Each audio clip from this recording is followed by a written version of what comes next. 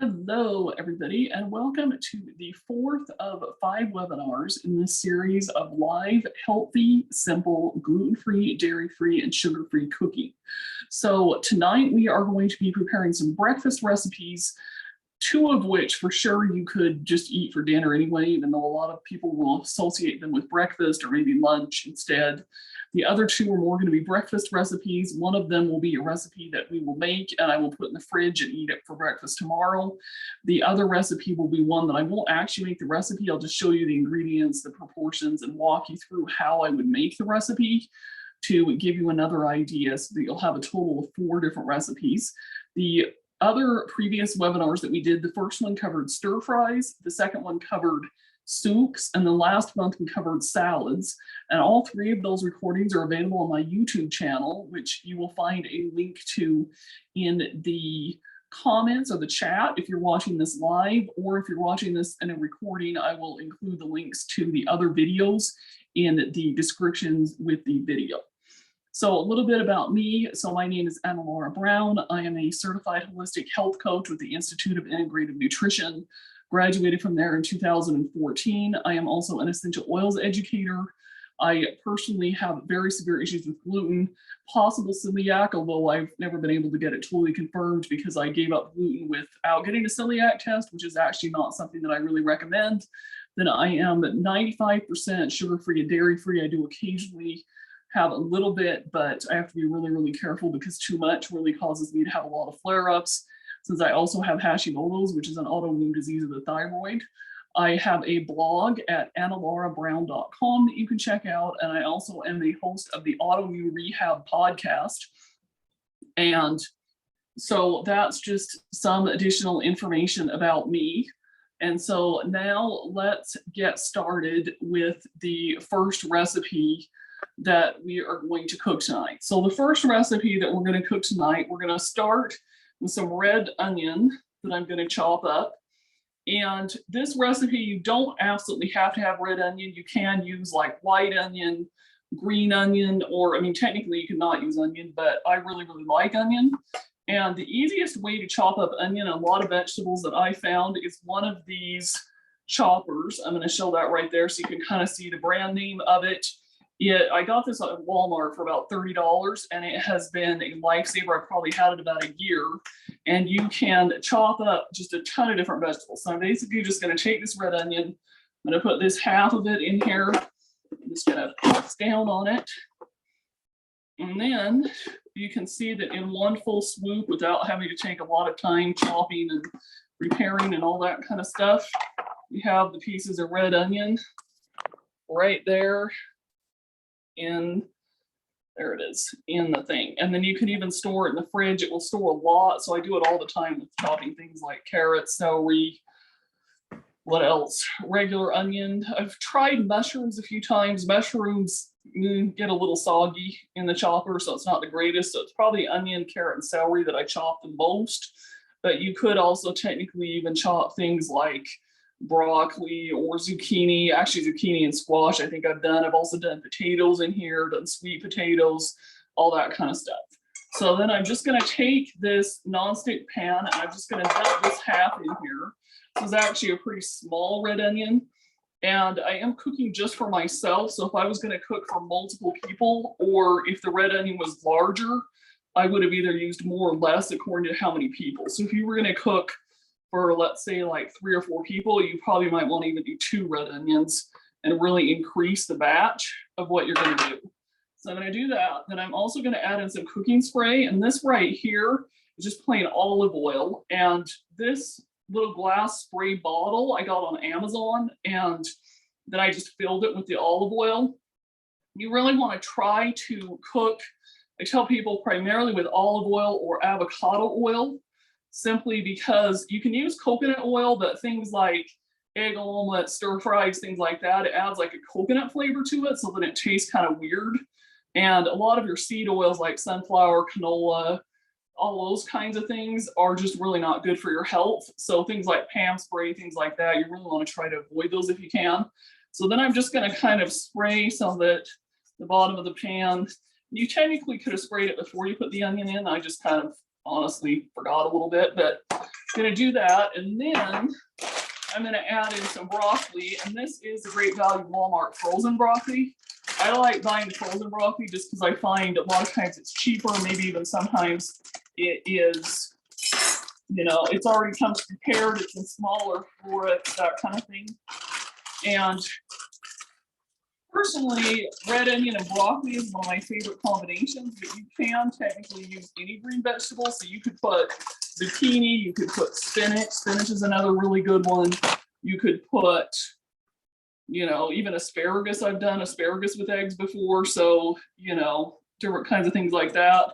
Just gonna put, in this case, since it's only me, I'm just gonna put, you know, a few florets. I've got about 6 or 7 in there. If I was gonna cook for more people, I'd probably do the whole package, but since it's just me, I'm just gonna do that. And then I'm gonna put the lid on, and since it's frozen, there's already a little water in there, so I don't really need to add water. If it wasn't frozen, you'd probably want to add a little bit of water so it doesn't burn.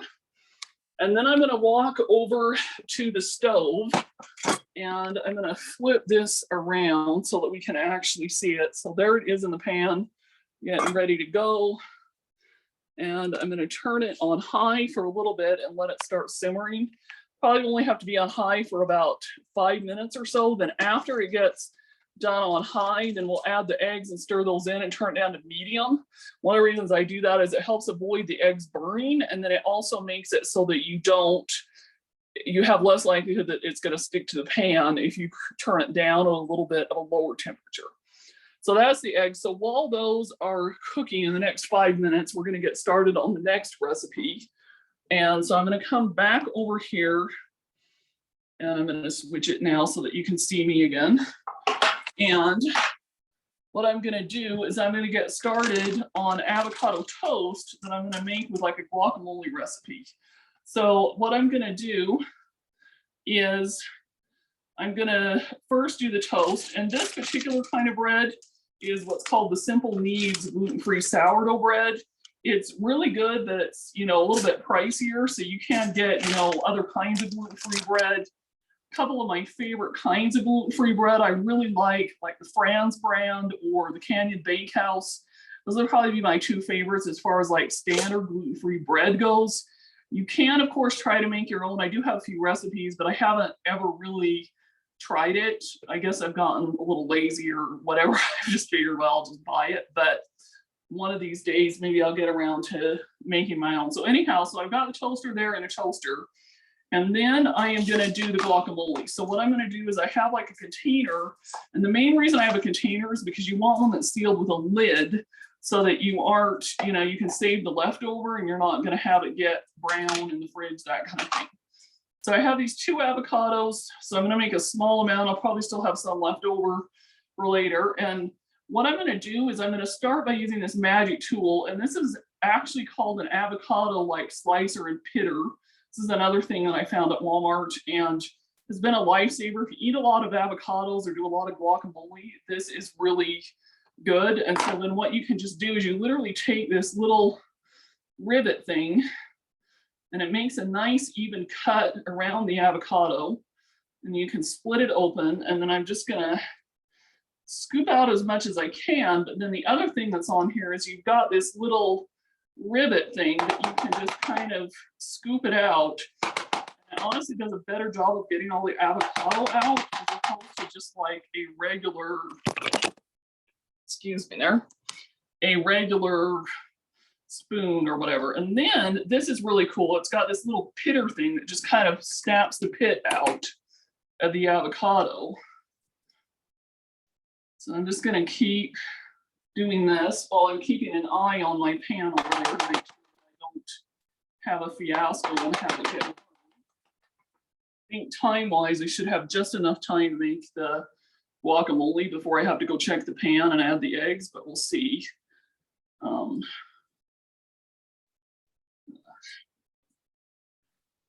De-slice this one. There we go. And de-pit it. There we go. Now I'm starting to hear that pan sizzle, so I think I may have to go check that. Okay, so we're gonna.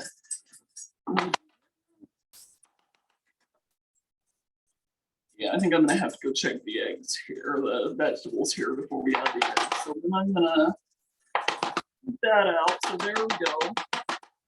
Now you can see I've got those 2 avocados there, and let's walk over and show you the pan there. So there it is. You can see it's really starting to sizzle. And I'm gonna get soon to stir it up. The broccoli is thawing there. So there we go. Have it right there. And I'm just gonna get 2 eggs out of here. I'm going to crack them in here.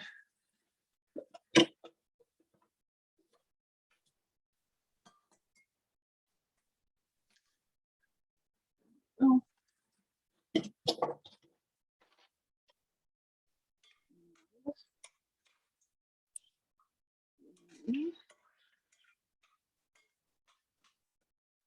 I stir the eggs till they get mixed in, and then what I'm going to do, like I said before, is I'm going to turn the heat down in between the medium and low so that it doesn't get burned. And there we go. Now we're going to go back, and just in time, the toast has been toasted. Just going to put that there on the plate. You can see I've got the toast on the plate right there. You can kind of see that there. Okay, so then I've got the avocados, and then what I'm gonna do is I'm gonna take a little bit of this lemon juice, and I don't really measure it, but you still wanna be really careful. You don't wanna just dump too much in, but I would say with 2 avocados, you want just try to get about a tablespoon or 2.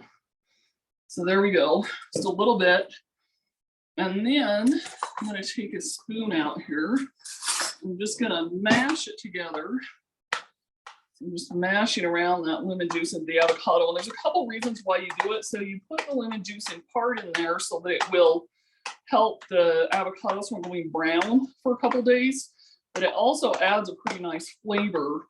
And if you look at the ingredients on a lot of store-bought guacamoles, a lot of them will have lemon juice added to them. Stir the lemon juice around. The other thing that I like to add in is a little bit of this everything that the bagel seasoning from Trader Joe's. So if you live in an area that has a Trader Joe's, there's a lot of good gluten-free and dairy-free stuff at Trader Joe's. If you don't have access to one, there are a few options online. I like Thrive Market. I put the link to it in the comments along with a few other, or the chat, along with a few other things that you can check out. They don't have, you know, like Trader Joe's products or anything, but they have a good selection of some other kinds of gluten-free and dairy-free things. But anyhow, this is basically, well, it's sesame seeds, sea salt, minced garlic, minced onion, black sesame seed, and poppy seeds. So that gives you kind of a good idea, and you could probably try to make your own knockoff. But I just kind of sprinkle in just enough.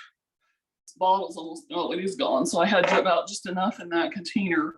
And then you just kind of mix it in, the avocado, and then what I'm gonna do, kind of try to mash it a little better, is I'm just gonna put a little bit of this guacamole that I made here on this gluten-free sourdough bread.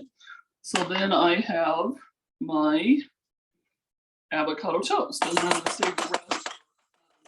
That's recipe that I have now. So put the lid on top of this. Like I said, that's why you don't want to just use a bowl. You want to use a regular container. That's definitely starting to look like my eggs are getting cooked. So what I'm going to do is I'm going to go back over to the fridge or the stove here. Let's see. And yep, it definitely looks like they are cooked. You can see them right there. And there's a couple different options you have. Like again, if you have access to a Trader Joe's, I really like this Parmesan cheese. The dairy-free cheeses at Trader Joe's are really good. If you don't have access to one, the other option, my other favorite brand would be like the Follow My Heart dairy-free cheese. And that you can get at even like Walmart and Target, that kind of thing. Or the other option is to use like this nutritional yeast. So Nutritional yeast sounds kind of crazy, but it literally says on there cheesy, savory seasoning without the dairy. And it's true that it actually, even though it's basically a bunch of B vitamins and iron and folate in it, it actually has kind of a cheesy taste. It's kind of weird how it tastes that way. And for tonight, that's what I'm gonna do. So I'm just gonna have to get the bottle open. Let's see, which is kind of a little tricky when you're trying to hold the computer at the same time. Okay, so then I'm just gonna sprinkle a little bit of this, and then it's already cooked. So I'm just gonna turn it off completely, let it sizzle there. And then I will eat after we're done with this webinar, but that will just let that sizzle there. And we've got the avocado toast there, so we'll let that be there. I'll just clean this up after we're done.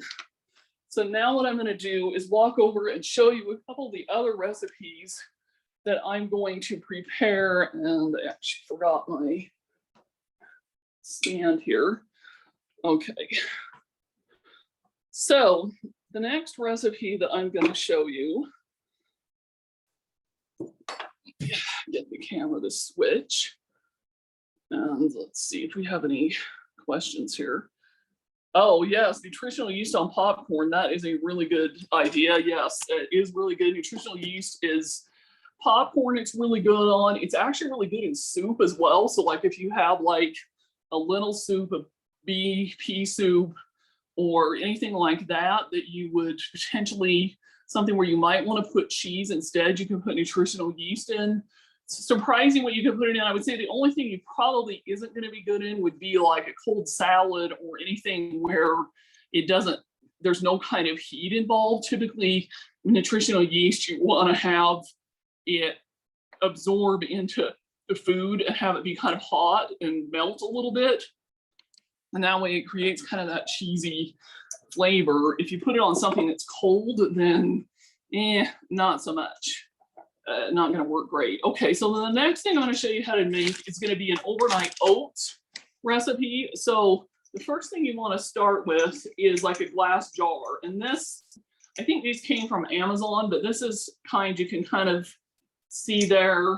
Made a nutrition salads. I wouldn't do it in a cold salad, like I was kind of mentioning, because it kind of needs to heat up and kind of get that melting. So you could put it in, like, you're going to do like a quinoa salad where you've warmed it up and heated it up and the quinoa is hot, then yes, it could work. But if it's just like a cold, like lettuce salad, you can try it. There's no harm in trying it, but I don't think that would taste that great because it kind of relies on having a little bit of that heat added to it. So yeah, hopefully that answers that. So anyhow, with the sure. So then with the jars, so you can use this one. You can also, this is a little bit of a fancier one with the enclosure. You could also get, if you have just like a smaller mason type jar, you want to use a smaller one though. So this one's about, is it 6 ounces or so? You don't want to use a really large one because you basically want to you can make multiples at once. So you could do, like 5 or 6 and keep them in your fridge for every day of the week or whatever. But you don't want to do just, like a large one just for one meal. So what I'm going to do there, start with, then I have these. So this particular brand is the Thrive Market brand, but you can use, like Bob's Red Mill's another good brand. You want to use anything that actually is organic and actually says on the package that it's actually certified gluten-free, because if it doesn't, it's not going to be gluten-free. And a lot of your well-known mass market brands like Quaker, for example, they don't make gluten-free oats, or at least I don't think they do. Maybe they've changed that, but it's pretty much this Thrive Market and Bob's Red Mill, and there's a few other off markets out there, primarily the ones that I'm familiar with. So then what you're going to do is, I don't really measure it out in a measuring thing, but you're going to basically try to, oops, I don't want to spill it there. And you want to fill it up about 2/3 full in your jar, because you're basically putting primarily oats in it, but then you're going to add a few extra things in there. So I spilled a few, so I got to clean these up in here. Okay, so I'm going to do that. And then the next thing that you're going to want to do is add in some chia seeds. And basically what I try to do is I just cover the chia seeds over the oats.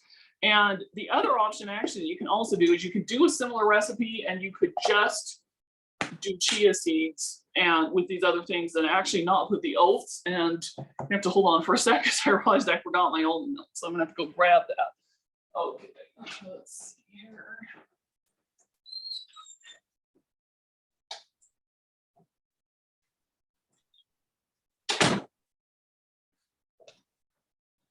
Okay, there we go. I'm back with my thing of almond milk. So I've got my thing of almond milk here. Personally, I like to use almond milk, but you can use coconut milk would work just fine in this case. It doesn't add too much of a coconut taste. You'd be fine with that. You could also put cashew milk is actually really good. Cashew milk is typically more expensive, so I typically use coconut over almond milk. And then you're just gonna put the milk and you're gonna pour the milk in until it basically soaks up to the top. And then typically you're gonna have to, and let me turn it around actually so that you can kind of see the food, I think. Well, no, you can't see the food. Okay, let's see here. Try to stand myself up. Okay, so I can try to make sure what you can see. There we go.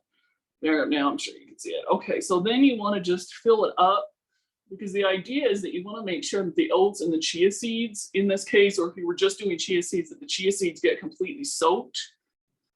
And you're just going to fill it up.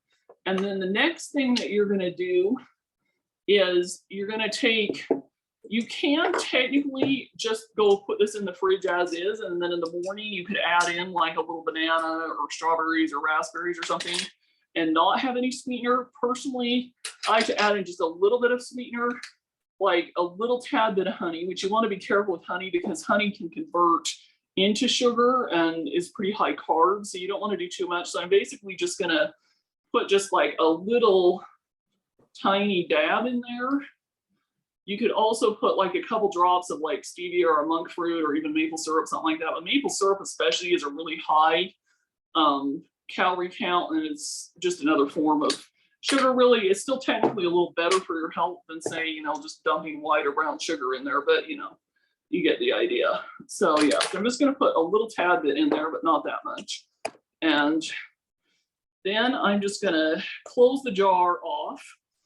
And then this goes in the fridge, and you want to put it in the fridge for a minimum of 5 hours. I like to do it overnight. So where I'm at, it's almost 6 p.m. It's going to end up being in the fridge for 12 to 14 hours, which, like I said, it can be in there for up to really a couple days even. But I like to have it, be in there a while, But so doing it a little bit early is not really a problem. So that's that. Like I said, there's different variations. Like you can mix in a little bit of banana, you can mix in a little bit of berries, you can do different kinds of fruit. You could even do like peaches. So it's like peach season. You could put in, that would work too. So then that makes a really good breakfast. Then the next recipe that I want to show you, what you want to do, and this is a little bit of a knockoff of a recipe that I actually found in a healthy cooking / it was like actually a vegan magazine. I'm obviously not vegan. You can tell from the eggs, that kind of thing. I can eat meat, that kind of thing. But I sometimes like to flip through that for recipe ideas. So the first thing, heat it or have it cold. I do it cold. So yeah, it's a cold version. You could, suppose you could heat it, but it's pretty much basically a knockoff on overnight oats. So if you look up recipes online for overnight oats, that's basically what you'll find. But yeah, if you're gonna do like hot oatmeal, you could, boil the water in the morning, do the oats, make the oats, and you could even add a few chia seeds and mix them in and the honey and the almond milk and stuff and do like a hot cereal. But yeah, this is really designed to be cold. That's a good question, actually. I should have probably answered that. But anyhow, so this next recipe, you start with some kind of like a bowl or a mug type thing. You want something that's microwavable safe. I don't love to use a microwave a ton, but sometimes there are some recipes and things where it just, this is one of those things where you really need a microwave. There's not really another alternative. So you start with some kind of a bowl or mug like this. This is my favorite one that I like to use. It's a pretty good size. Then what you do is you put in about 1/4 to 1/3 cup of buckwheat flour. Now, buckwheat flour, despite its name, the buckwheat plant is actually totally gluten-free. It's a completely different plant. It's not like wheat at all. It makes a really good flour for a lot of pancakes, waffles, different things like that. And the idea behind this is that we're going to make like a buckwheat type pancake in a cup, basically, is what the recipe is going to be. And this is one of those things that you would make it right before you ate it in the morning for breakfast. Could technically even be almost like a dessert. It could be kind of an alternative to, like, if you're really craving brownies, but you know that you don't want to eat those, you could do that instead. So buckwheat flour is one of those things that can be a little hard to find. My personal experience has been that the easiest and cheapest way to find buckwheat flour is actually at Whole Foods, which is actually kind of a little weird because Whole Foods is typically associated with, the whole joke of the whole paycheck, it's super expensive, that kind of stuff. So I don't buy a lot of food there, but it's one of the few grocery stores, at least in my area, that always has buckwheat flour in stock. I have found it sometimes at Sprouts. They do, again, I believe, have it at Thrive Market online. You sometimes find it on Amazon, but even then I sometimes haven't had a lot of luck finding it on Amazon. Walmart pretty much never has it. The Kroger stores pretty much never have it, so it's kind of crazy. But anyhow, so you put about a third to a fourth cup of the buckwheat flour in here. So that goes in the mug first. And this particular one, I'm not going to actually do it right now because then I'd have to microwave it and eat it now, and I've got plenty to eat for dinner, so I'm not going to do that. And then the particular recipe that I looked up, this is kind of optional, but I really like doing it, is you can get some kind of, this is like a no sugar added cocoa powder, and you can take just like a tablespoon or two and just put it in the buckwheat flour, just stir it around to add kind of that carob type chocolate flavor. And then the next thing you want to do, and this is really important because this is what's going to help that pancake bowl or whatever, if you will, help it fluff up, is to add a tablespoon of baking powder. So if you forget this, it will fall completely flat and it won't work. So you want to have a tablespoon of baking powder, and then you want to have some kind of sweetener. The thing about buckwheat flour is that it's kind of a bittery taste. And so it's not something that you want to not add some kind of sweetener to. So a couple options you have. This is like brown coconut sugar. So despite what the name is, it actually is not like regular sugar. It's not very sweet, but it has a little bit of sweetness, and it comes from the coconut. So it sounds kind of weird. It was something probably up until about 3 or 4 years ago when I really got into trying to really eliminate sugar from my diet. That's when I discovered this as a sugar alternative, and you can stir in a couple tablespoons. You can also put, like maybe a dash of honey in it. Again, you could put a couple months through stevia, but you're going to want maple syrup even. You're going to want something that's a little bit sweet, because if it's totally without the sweetener, you're going to need to add, you can even add fruit. You could add like sugar-free jam. You could add a little strawberry something, but you're going to want something with a little bit of that sweetness, or it's going to fall flat. Another thing that's pretty interesting is in France, when they make their crepes, they use, typically like wheat flour for their dessert crepes. But when they make like their dinner crepes, where they put like ham and cheese or vegetables or things like that, they actually use buckwheat flour to make those crepes, because buckwheat is considered to be kind of like a savory type flour that's affiliated with things that are not sweet. So that's just an interesting statistic. So anyhow, so then you have all those, and you mix that together. And then the very last thing you do is you take your almond milk and you stir. The original recipe, I think, only called for about 2 or 3 tablespoons. My experience has been you need a little more than that. So you basically stir it until it looks like a batter, kind of like a batter that you would pour on a Skittle to make like a pancake or something. And honestly, this recipe probably could make pancakes or waffles if you wanted to do that instead, but this is just a knockoff idea to make it a little simpler. And then what you do is, after you've stirred it, then you put this in the microwave and you cover it up and you microwave it for between 60 to 90 seconds. And because it's got that baking powder in it, it will explode up and the whole thing will basically cover all the way up to the top of the mug. And it makes a nice fluffy, like basically pancake in a bowl that you can eat. So it's pretty good. I really, really like it. It's a new recipe that I discovered. And okay, let's see now what else.